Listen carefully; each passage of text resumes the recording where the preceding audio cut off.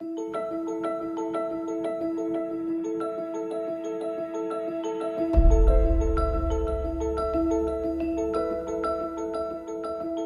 panel I was just on, we talked a lot about legal standards, international standards, best practice, and then what is required for us all to create a world that's sustainable for 2030 and 2050.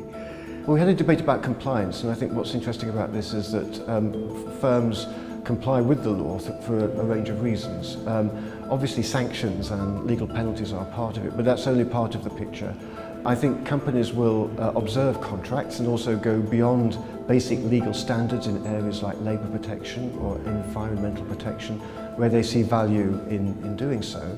And that can be because of reputation. Economies are moving towards a market model, one where we take for granted that wages are paid and taxes are paid, but in many developing countries it's a huge issue. How to move to a society where it's normal to pay wages on time, pay taxes on time, that's the issue. It can't just be done by imposing very severe sanctions on firms.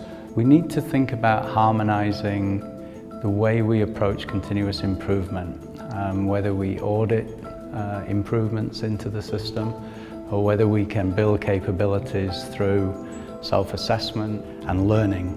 In our organisation, I think we've already developed a new sustainability model based on the law and international standards, best practice, and then asking ourselves, is best practice good enough for a sustainable world? And if not, how do we then start to make those transitions and transformations and build strategies into our businesses?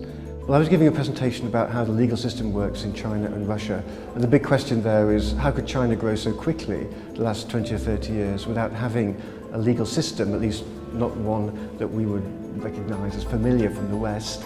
Our overall conclusion is that these economies don't have the same type of state structure, and the relationship between the market and the state is different.